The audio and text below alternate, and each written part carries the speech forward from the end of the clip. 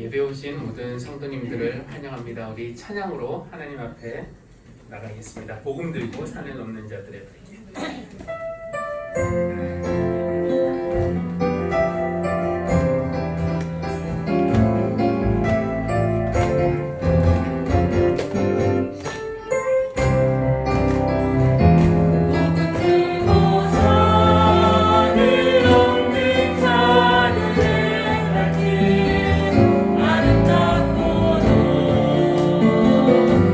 아름답도다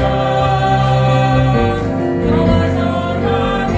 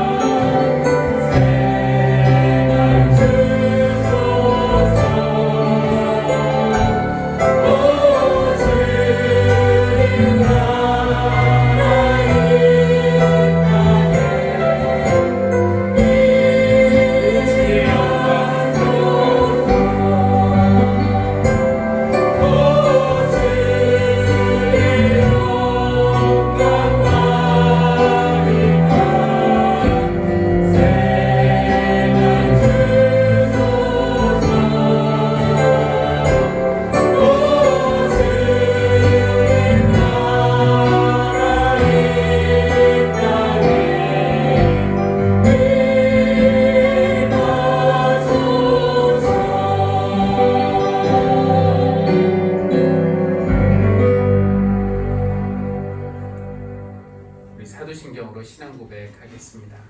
전능하사 천지를 만드신 하나님 아버지를 내가 믿사오며 그 외아들 우리 주 예수 그리스도를 믿사오니 이는 성령으로 잉태하사 동정녀 마리아에게 나시고 본디오 빌라도에게 고난을 받으사 십자가에 못 박혀 죽으시고 장사한 지 사흘 만에 죽은 자 가운데서 다시 살아나시며 하늘에 오르사 전능하신 하나님 우편에 앉아 계시다가 저리로서 산 자와 죽은 자를 심판하러 오시리라. 성령을 믿사오며 거룩한 공예와 성도가 서로 교통하는 것과 죄를 사하여 주시는 것과 몸이 다시 사는 것과 영원히 사는 것을 믿사옵나이다. 아멘. 음악을 먼저 한번 들어주십니다.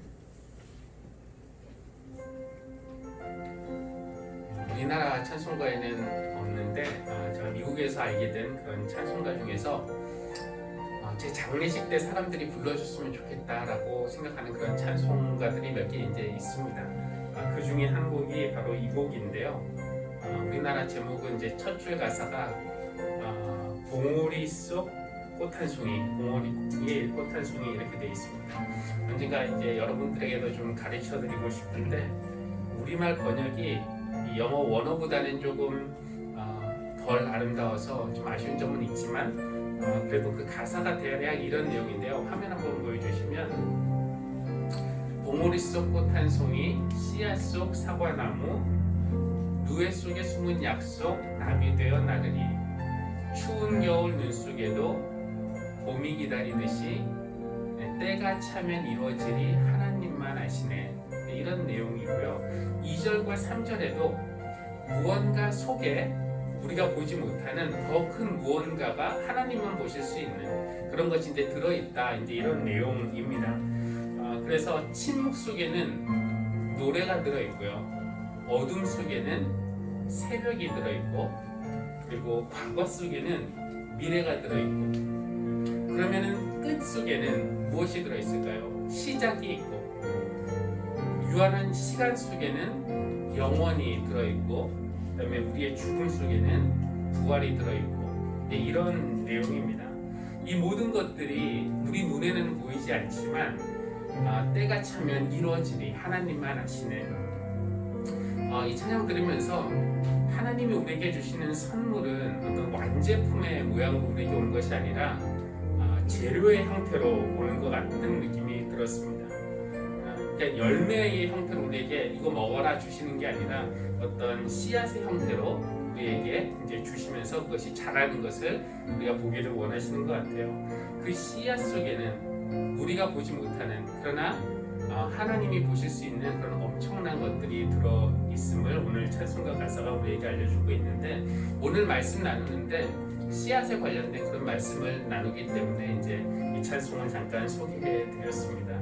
오늘 여러분을 예배로 초대하면서 우리가 육신의 눈으로 보지 못하는 것, 눈을 열어주셔서 믿음의 눈으로 볼 수 있게 해주십시오 라는 그런 기도하면서 여러분을 예배로 초대하고, 여러분도 우리 육신의 눈으로 보지 못하는 것을 믿음의 눈으로 보게 해달라는 그런 기대와 기도하는 마음으로 함께 예배 드리시면 좋겠습니다. 우리 찬송가 78장 저 높고 푸른 하늘과 함께 찬양하겠습니다.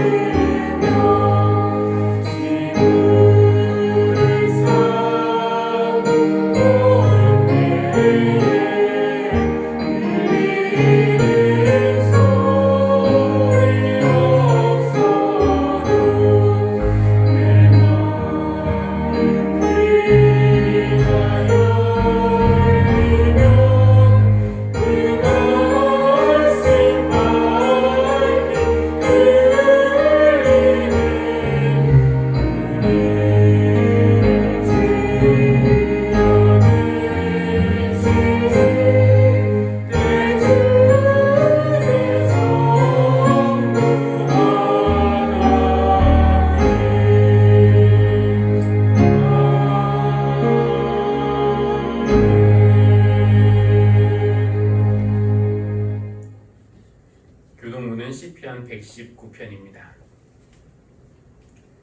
시편 119편 105절에서 112절인데요. 주님의 율법, 즉 하나님의 말씀을 찬양하는 그런 부분입니다.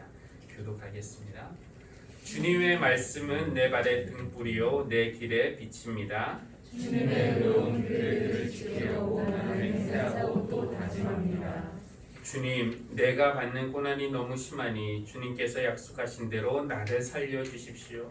주님, 내가 기본으로 드리는 감사의 기도를 즐거이 받아주시고 주님의 규례를 내게 가르쳐 주십시오.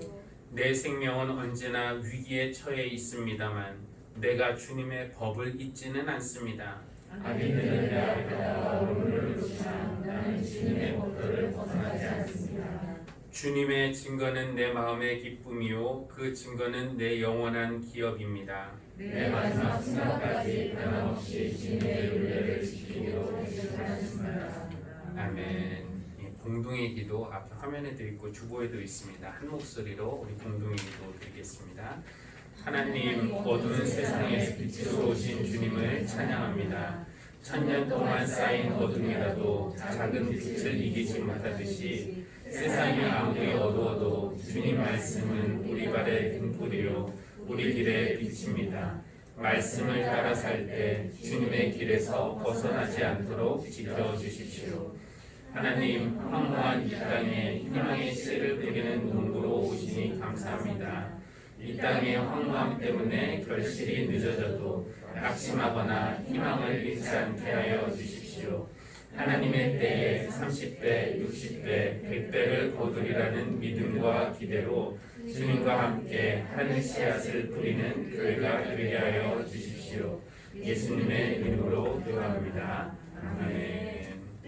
하나님의 말씀을 듣는 시간입니다. 주일병 집사님, 박준환 집사님 각각 창세기와 마태복음 말씀 봉독하시겠습니다.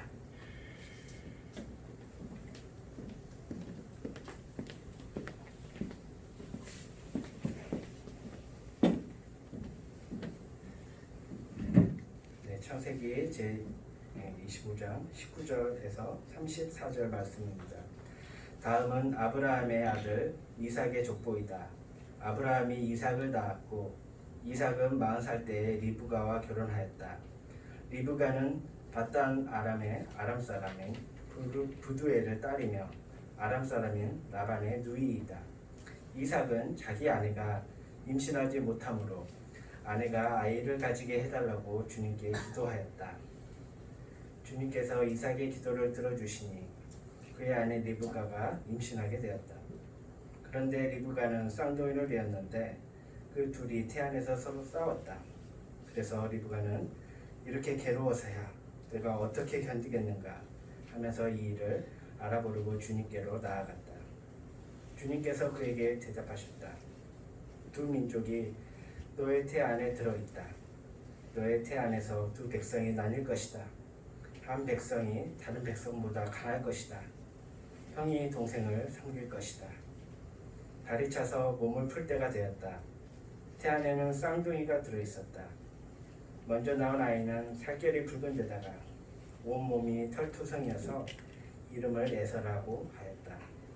이어서 동생이 나오는데 그의 손이 에서의 발 뒤꿈치를 잡고 있어서 이름을 야곱이라고 하였다. 리브가가 이 쌍둥이를 낳았을 때 이삭의 나이는 60살이었다. 두 아이가 자라 에서는 날쌘 사냥꾼이 되어서 들에서 살고 야곱은 성격이 차분한 사람이 되어서 주로 집에서 살았다. 이삭은 에서가 사냥해온 고기에 맛을 들이더니 에서를 사랑하였고 리브가는 야곱을 사랑하였다. 한 번은 야곱이 죽을 끓이고 있는데 에서가 허기진 채 들에서 돌아와서 야곱에게 말하였다. 그 붉은 죽을 좀 빨리 먹자. 배가 고파 죽겠다. 에서가 붉은 죽을 먹고 싶어 하였다고 해서 에서를 에돔이라고도 한다. 야곱이 대답하였다. 형은 먼저 형이 가진 맏아들의 권리를 나에게 파시오. 에서가 말하였다. 이것 봐라. 나는 지금 죽을 지경이다. 지금 나에게 맏아들의 권리가 뭐 그리 대단한 것이냐. 야곱이 말하였다. 나에게 맹세부터 하시오. 그러자 에서가 야곱에게 맏아들의 권리를 판다고 맹세하였다. 야곱이 빵과 팥죽 얼마를 에서에게 주니 에서가 먹고 마시고 일어나서 나갔다. 에서는 이와 같이 맏아들의 권리를 가볍게 여겼다.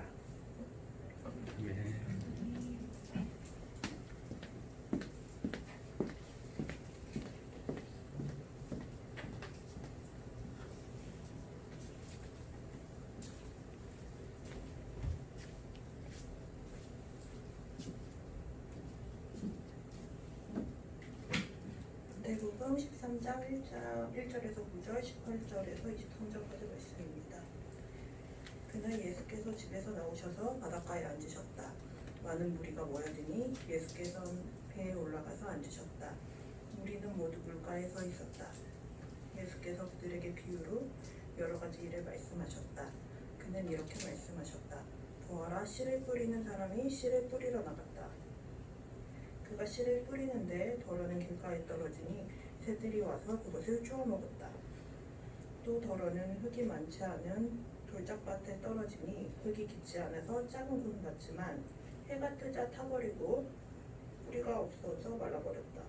또 더러는 가시덤불에 떨어지니 가시덤불이 자라서 그 기운을 막았다. 그러나 더러는 좋은 땅에 떨어져서 열매를 맺었는데 어떤 것은 100배가 되고 어떤 것은 60배가 되고 어떤 것은 30배가 되었다. 귀 있는 사람은 들어라. 너희는 이제 씨를 뿌리는 사람의 비유가 무슨 뜻을 지녔는지를 들어라. 누구든지 하늘나라를 두고 하는 말씀을 듣고도 깨닫지 못하면 악한 자가 와서 그 마음에 뿌려진 것을 빼앗아 간다. 길가에 뿌린 씨는 그런 사람을 두고 하는 말이다. 또 돌짝밭에 뿌린 씨는 이런 사람이다. 그는 말씀을 듣고 곧 기쁘게 받아들이긴 하지만 그 속에 뿌리가 없어서 오래가지 못하고 말씀 때문에 환난이나 박해가 일어나면 곧 걸려 넘어진다. 또 가시덤불 속에 뿌린 씨는 이런 사람이다. 그는 말씀을 듣긴 하지만 세상의 영료와 재물의 유혹이 말씀을 막아 열매를 맺지 못한다. 그런데 종 땅에 뿌린 씨는 말씀을 듣고서 깨닫는 사람을 두고 하는 말인데 이 사람이야말로 열매를 맺되 100배 혹은 60배 혹은 30배의 결실을 낸다. 이는 우리에게 주신 하나님의 말씀입니다. 하나님 감사합니다.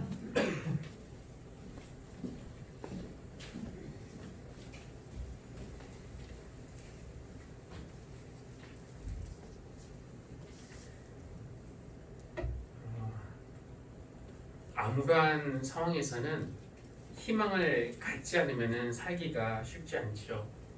미래가 나아질 것이라는 그런 희망이 전혀 없는 상황에서 고통스러운 일이 반복된다면 그런 상황을 견딜 수 있는 사람이 몇이나 되겠습니까? 그래서 우리는 미래를 꿈꿉니다. 희망을 품는 것이죠. 희망을 갖는 것도 때로는 쉽지는 않은 일이지만 긴 세월 동안에 그 희망을 지키는 것은 참으로 치열한 그런 전투인 것 같다라는 생각을 하게 됩니다. 왜냐하면은 현실에서는 우리의 희망을 꺾어버리는 그런 일들이 너무나 많이 있기 때문입니다. 희망을 품었다가 실망하기를 반복하는 그런 사람들은 여전히 희망을 품고 있는 사람에게 무슨 말을 해주나요? 희망이 크면 실망도 큰 법이다. 기대가 크면은 실망도 크다. 아예 희망을 갖지 말라. 이런 조언을 해주기도 합니다. 임신할 것이라는 기대와 실망을 한 달 주기로 25년 동안 반복한 아브라함과 사라 부부는 아기를 가질 것이라는 그 희망을 포기하지 않고 그걸 붙드는 것이 얼마나 힘겨운 일인지 잘 알고 있었을 것입니다. 그리고 20년 동안 부모님과 같은 패턴의 삶을 살았던 이삭과 리브가도 그 희망을 포기하지 않는다는 것이 얼마나 힘든 것인지 잘 알았을 것입니다. 씨를 아무리 뿌려도 결실을 내지 못하는 이 불임이라는 현실은 아브라함과 사라 그리고 이삭과 리브가가 처한 그런 현실이기도 했지만 글쎄 오늘날 한국교회가 처한 상황도 이 불임이라는 말로 표현할 수 있지 않을까요? 왜냐하면 많은 것을 쏟아부어도 결실은 점점 부실해지기 때문에 그렇습니다. 여러분, 우리 한국교회의 미래를 논하라면은 우리가 무슨 말을 할 수 있겠습니까? 앞으로 한국교회가 발휘할 리더십과 역할이 기대된다고, 더 많은 사람들이 교회에 몰릴 것이고 교회들이 새로워지고 부흥할 것이라고 희망적으로 말할 수 있는 사람이 몇이나 되겠습니까? 물론 교회만 힘든 것은 아니었지만 많은 교회들이 코로나19 때문에 지난 전반기를 참 위축된 그런 상황에서 보냈습니다. 교회를 통한 그런 감염 확산도 있기는 했지만 그래도 많은 교회들이 우리 교회도 그렇지만 최대한으로 또 방역 수칙을 지켜나가면서 국민의 안전과 또 이 감염의 확산 방지를 위해서 또 노력도 하고 기도도 했습니다.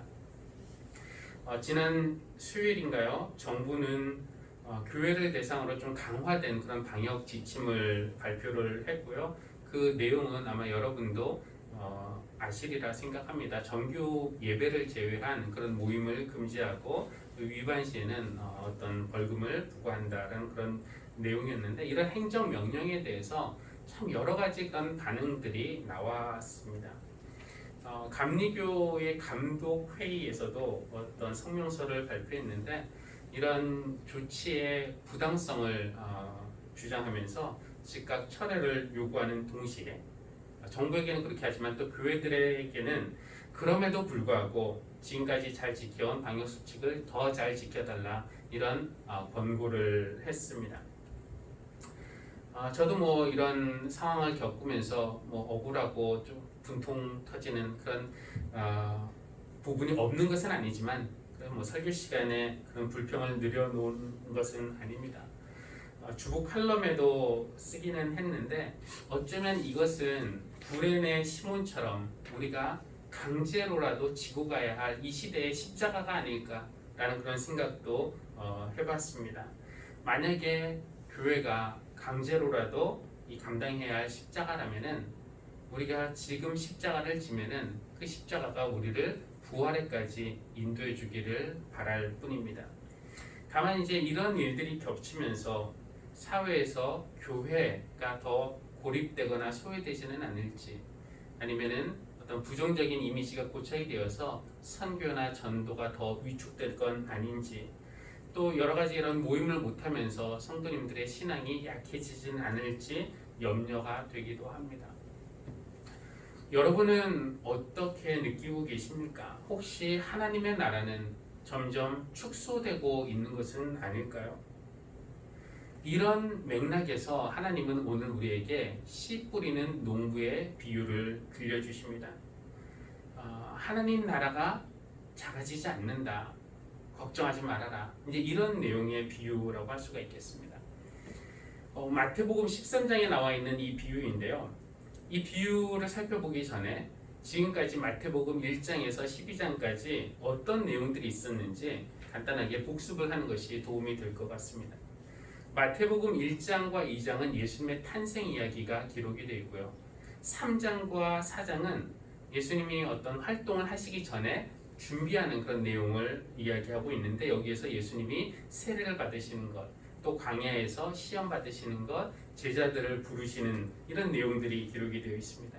그럼 5장부터가 이제 본격적인 예수님의 활동이 시작이 되는데, 그러니까 본격적으로 하늘나라의 씨앗을 뿌리는 그런 내용이라고도 말할 수 있겠습니다.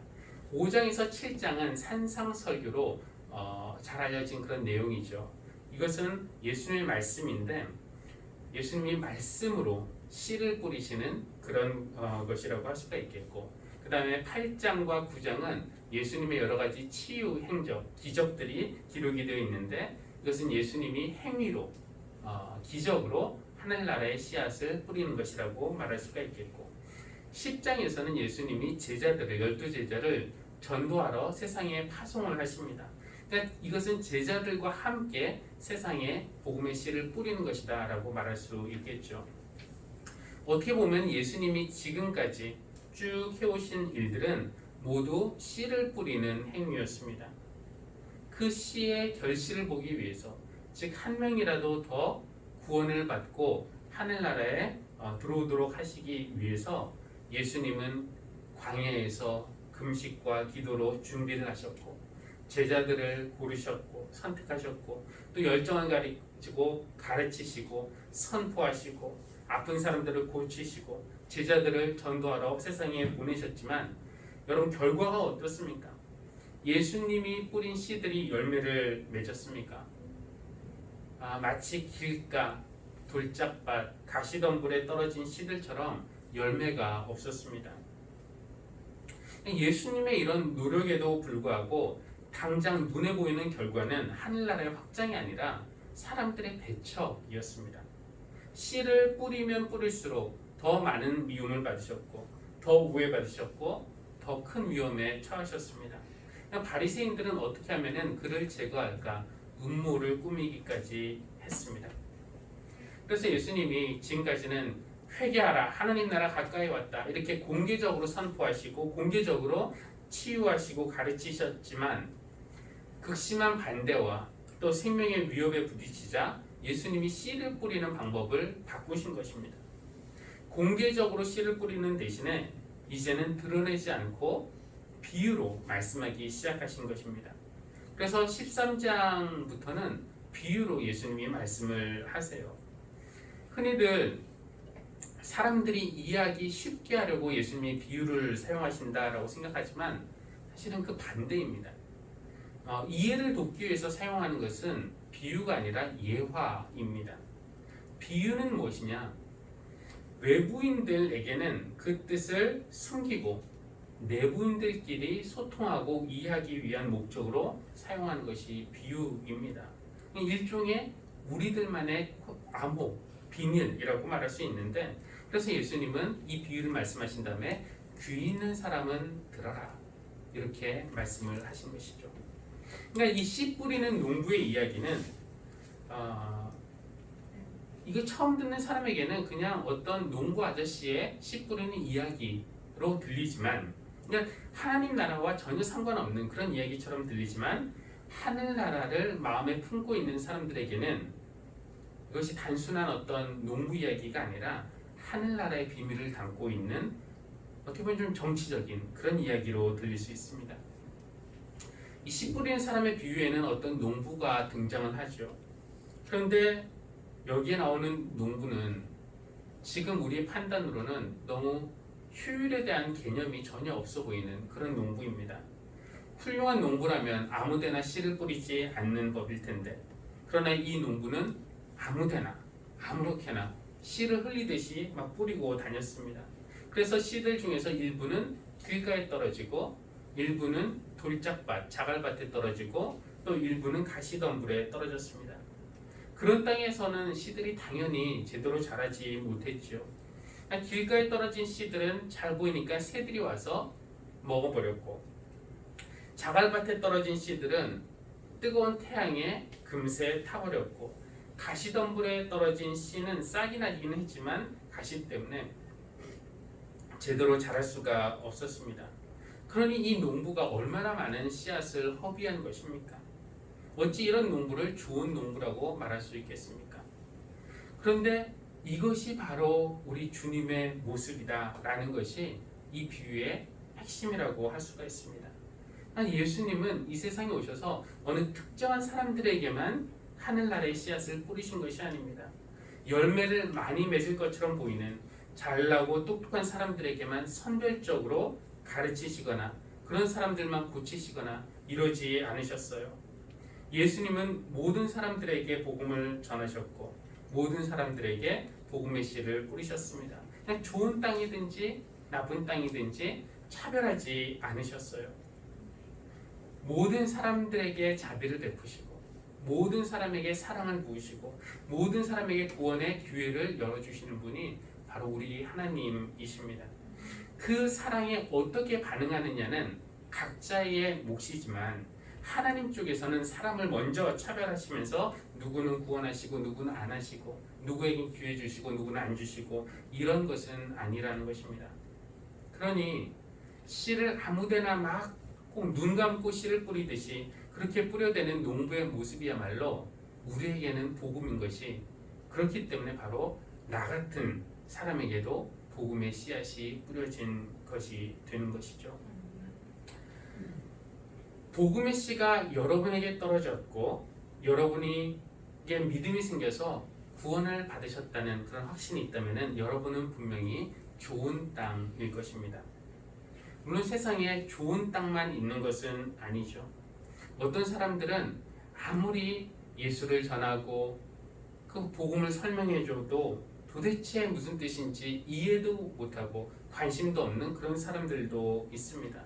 그냥 자기의 좁은 지식의 틀에 갇혀있기 때문에 아니면 마음이 완악하기 때문에 하나님을 도저히 받아들일 그런 마음이 없는 사람들이 있습니다. 이들은 들어도 깨닫지 못하는 길가와 같은 사람이다 라고 예수님은 설명을 하십니다. 어떤 사람들은 우리가 인간적으로 친해지고 또 도와주고 헌신하고 친절하게 대하고 그러다가 교회에 초대하면은 곧 반응을 보이기도 하죠. 처음에 와서 교회 와서는 교회 오니까 마음이 편하다, 다음에 또 오겠다 이렇게 약속까지 합니다. 그러나 몇 번 그러다가 그만입니다. 사람들이 그 사람에게 너 교회 다녀? 교회 다니더니 변했네? 이런 소리 한번 들으면은 그냥 교회 다니기를 포기하는 사람들, 어떤 조롱이나 외면, 박해 일어나면은 곧 무너지는 그런 사람들은 돌짝밭 같은 사람이라고 예수님은 말씀을 하십니다. 어떤 사람들은 교회에 와서 정말 기쁘게 신앙생활을 한동안 잘 하다가 문득 내가 사업을 하는 사람인데 이 시간에 일 안 하고 여기에 있으면은 이거는 돈을 버리는 것이다. 이런 걱정하는 사람. 아들이 고3이 됐는데 내가 곁을 지키지 않으면은 집에서 잠만 자거나 아니면 TV만 보고 있거나 오락하고 있겠지.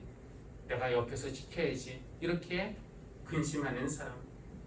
아니면 일요일이 일주일에 유일하게 한 번 있는 기회인데 내가 이것을 포기할 수 없지 하면서 등산 가고 골프 치고 세상 것을 너무 좋아하는 사람. 이런 사람들은 세상의 염려와 재물의 유혹 때문에 말씀에 막혀서 결실에 이르지 못하는 그런 사람들이라는 것입니다. 전도를 해본 사람이라면 길가 같은 사람, 돌짝밭 같은 사람, 가시덤불 같은 사람 왜 안 만나 봤겠습니까? 그들이 예수님 만나기 바라는 마음으로 여러분이 사랑의 씨도 뿌리고 기도의 씨도 뿌리고 헌신의 전도의 씨도 뿌리지만 전혀 반응이 없거나 오해를 받거나 더 미움을 받는 경우도 있습니다. 그럴 때는 속이 상하죠. 화도 나고 실망도 되고 허무해지기도 합니다. 그래서 시간 낭비, 돈 낭비, 노력 낭비 이런 거 하지 말고 그냥 포기하자 이런 생각을 하게 된 것이죠. 아마 예수님을 따르던 그 제자들 중에도 포기하고 싶은 사람들이 있었을 겁니다. 저 로마의 악자에서 억압당하고 힘든 그런 삶을 겨우 버티고 있었는데 그런데 예수님이 나타나셔서 새로운 세상을 꿈꾸자며 그 나라 함께 만들어 보자고 해서 예수님을 따랐는데 좀 같이 다녀보다 보니까 어떻습니까? 그 나라가 이루어지고 있습니까? 그 나라는 점점 더 멀어지는 것 같고 사람들의 박해와 미움은 더 심하게 되었으니 이러다가 미움만 받고 끝나겠다 싶어서 포기하는 게 낫지 않을까 라고 생각하는 제자들이 왜 없었겠습니까? 그래서 예수님이 지금 이 비유를 들려주고 계시는 것입니다. 실망하지 마라. 선한 일 하다가 낙심하지 말라고. 때가 되면은 거둘 것이라는 것을 알려주시기 위해서 이 비유를 말씀해 주시는 거예요. 우리가 비유를 문자적으로 해석할 것은 아니지만 간단한 산수라도 한번 해보라는 거 아니겠습니까? 그 농부에게 100개의 씨가 있어서 뿌렸다고 생각해 보십시오. 25개는 길가에 떨어지고 25개는 돌밭에 떨어지고 또 25개는 가시덤불에 떨어졌으니 4분의 3이 낭비된 것입니다. 말씀으로도 씨를 뿌리고 기적 행위로도 씨를 뿌리고 제자들과 함께 씨를 뿌렸습니다. 그러나 눈에 보이는 결과는 없습니다. 박해만 심해졌을 뿐. 그러면 여기서 포기하라는 말입니까? 그러나 나머지 4분의 1이 좋은 땅에 떨어졌고 거기에서 30배, 60배, 100배의 열매가 맺혔다는 거죠. 그러면은 씨를 낭비한 겁니까? 하나님이 주신 씨를 효율적으로 사용하지 않았다고 해서 하나님 나라에 지장이 있습니까? 아니죠. 간단한 산수만 해봐도 25개로 만약에 30배이면은 750이고 100배 열매를 맺으면은 2500입니다. 처음에 100개로 시작했는데 지금 시간이 지나고 나니까 다 작게는 750, 많게는 2500 늘어난 것입니다. 그러니까 하나님 나라라는 것이 실패한 것 같고 실패한 것 이 연속인 것 같아도 그래서 포기하고 싶었지만 한 번에 폭발적으로 팽창하는 것이 하나님 나라다. 이것이 하나님 나라의 비밀이라는 것이죠. 하늘나라는 씨를 뿌리는 농부와 같습니다. 처음에는 하나님이 농부셨어요. 하나님은 이 세상에 예수라는 씨앗을 뿌리셨습니다. 어떤 사람들은 믿었고 어떤 사람들은 믿지 않았습니다. 더 많은 사람들이 믿지 않았지만 믿은 몇 명 안에서 그 열매가 30배의 결실을 냈습니다. 다음에는 예수님이 농부가 되셔서 하늘나라의 씨앗을 뿌리셨습니다. 하늘나라 가까이 왔다. 회개하고 복음을 믿어라. 어떤 사람들은 그 복음을 받아들였고 어떤 사람들은 거부했습니다. 거부한 사람들이 더 많았지만 받아들인 몇몇에게서 60배의 결실이 났습니다. 그래서 그 다음에는 예수님 다음에는 이제 제자들이 예수님의 뒤를 이어서 농부가 되어서 복음의 씨를 세상에 뿌렸습니다. 이번에도 역시 받아들인 사람도 있고 받아들이지 않은 사람들도 있었습니다. 그러나 좋은 땅이 되어서 받아들인 그 사람들 때문에 복음은 100배의 열매를 맺게 되었고 이스라엘의 작은 마을에서 시작한 이 복음이 어느새 온 세상에 다 퍼지게 되었습니다. 이제는 우리 차례입니다. 저와 여러분이 나가야 할 때입니다. 하나님께서 우리 손에 하늘 씨앗, 하늘의 꿈을 담고 있는 그 씨앗을 쥐어주고 우리를 세상에 보내십니다. 여러분이 외로운 누군가를 찾아가서 그의 이야기를 들어주고 친구가 되어주는 것, 이런 것도 씨를 뿌리는 행위이고요. 아니면은 여러분의 자녀들이 믿음 안에서 자랄 수 있도록 자녀를 잘 양육하는 것도 씨앗을 뿌리는 행위입니다. 누군가를 교회로 초대하는 것도, 아니면은 누군가에게 나의 예수님 경험을 나누는 것도, 교회에서 봉사하는 것도, 선교를 위해서 헌금하는 것도, 누군가를 위해서 말없이 도와주고 기도해 주는 것도, 처음 본 사람에게 따뜻한 미소, 친절한 말 한마디 하는 것도 다 예수님의 씨앗을 뿌리는 그런 행위입니다. 길가처럼 보여도, 또 돌짝밭처럼 보여도, 가시덤불처럼 보여도 그래도 여러분 씨를 뿌리십시오. 누군가가 우리에게 희망이 있습니까? 이렇게 회의적으로 물어보더라도 글쎄요 라고 대답할 것이 아니라, 만약에 내가 희망을 놓지 않고 희망의 씨를 오늘도 뿌린다면 희망은 살아있는 것입니다. 씨를 뿌리다가 낙심할 때도 있겠지만 선한 일을 하다가 낙심하지 마십시오. 지쳐서 넘어지지 아니하면 때가 이를 때에 거두게 될 것이라고 성경은 우리에게 말씀해 주십니다. 교회 여러분, 여러분이 씨를 뿌리실 때 어떤 사람들은 받아들일 것이고 또 어떤 사람들은 거부할 것입니다. 하지만 그들이 받아들이든지 받아들이지 않든지 여러분이 씨 뿌린 그 씨들 중에서 몇 개는 좋은 땅에 분명히 떨어질 것이고, 그렇게 되면은 우리가 알지도 못하는 사이에 하나님의 나라는 다시 한번 폭발적으로 팽창하게 될 것입니다.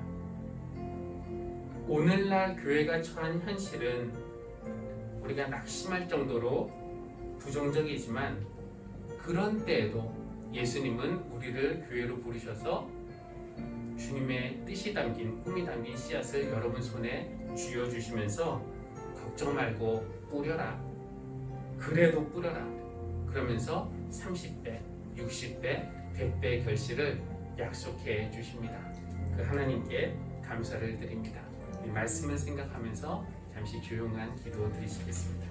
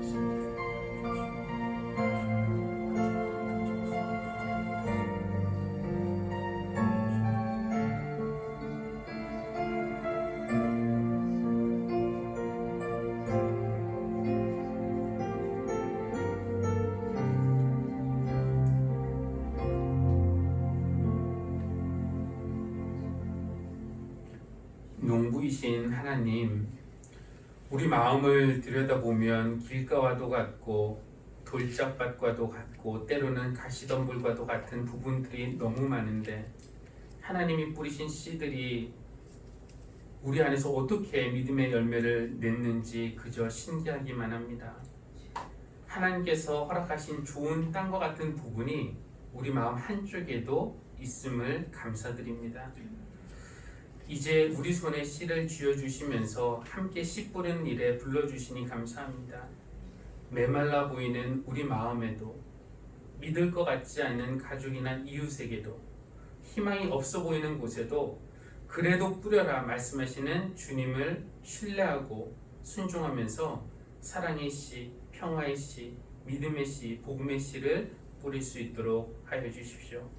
누구를 만나더라도 좋은 땅 아닐 거라고 성급히 판단하지 않게 하시고 결실이 더디다고 쉽게 낙심하지 않게 하시고 또 환경이 거칠다고 환경 탓하지 않도록 도와주시기를 기도합니다.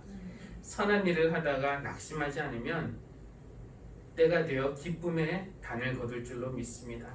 그런 기쁨에 동참하는 교회가 될 수 있도록 우리를 인도하여 주십시오. 예수님의 이름으로 기도합니다. 아멘. 우리 찬송가 496장 함께 찬양하겠습니다. 찬송가 496장입니다.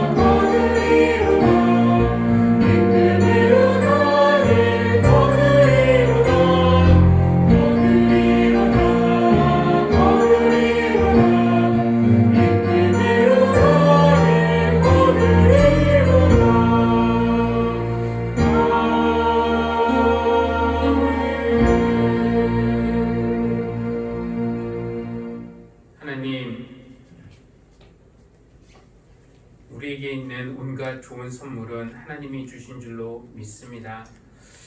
우리 안에 씨를 뿌리시고 또 많은 열매를 맺게 하여 주시는 하나님의 신비한 일에 감사를 드립니다. 이제 우리가 이 씨 뿌리는 일에 동참하고자 우리의 가진 예물 하나님 앞에 정성으로 올려드립니다. 하나님께서 기뻐 받으시고 이 예물이 또 세상에 뿌려지는 씨가 되어서 하나님 나라의 확장과 또 복음을 믿고 구원받는 사람들이 늘어나는 일에 이 예물을 사용하여 주시기를 간구합니다. 정성과 사랑으로 드린 성도님들 마음을 기쁘게 받아주시고 저들의 삶에 하나님의 크신 은혜를 부어주시기를 간구합니다. 예수님의 이름으로 기도합니다. 아멘.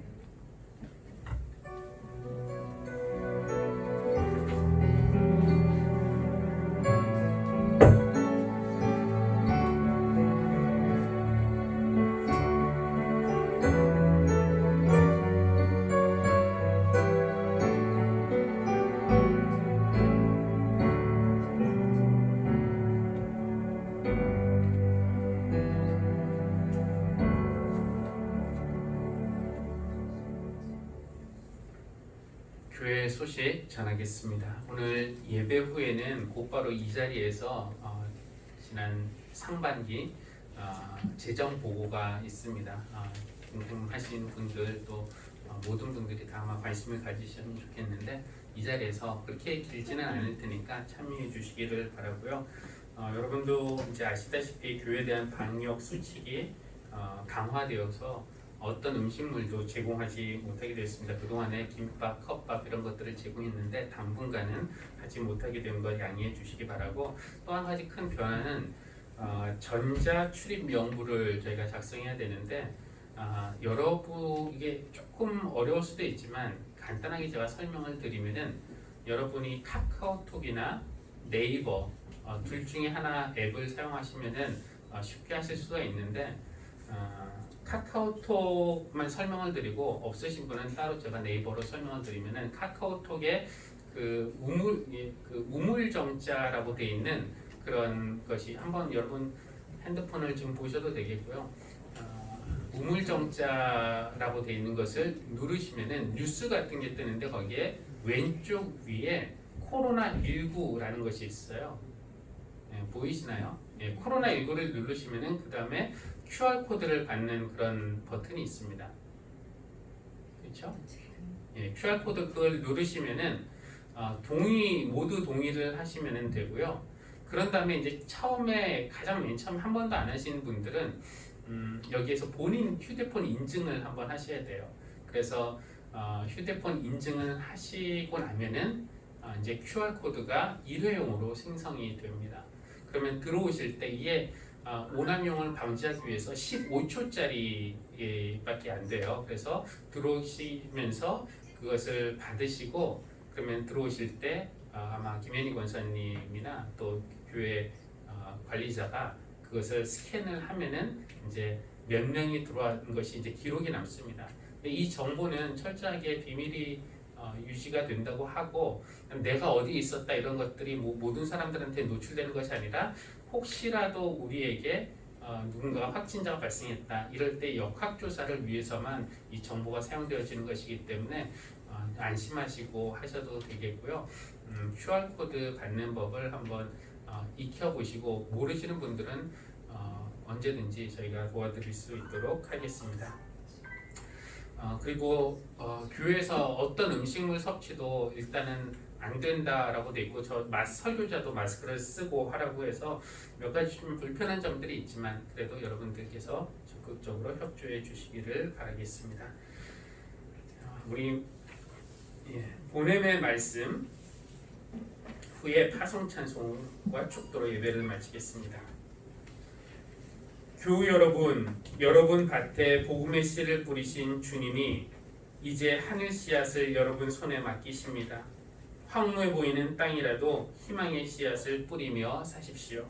씨앗 속에 들어있는 하나님의 크신 꿈을 생각하겠습니다. 내가 되면 거둘 것을 믿고 선한 일을 하다가 낙심하지 않겠습니다. 우리를 붙들어 주십시오. 아멘. 그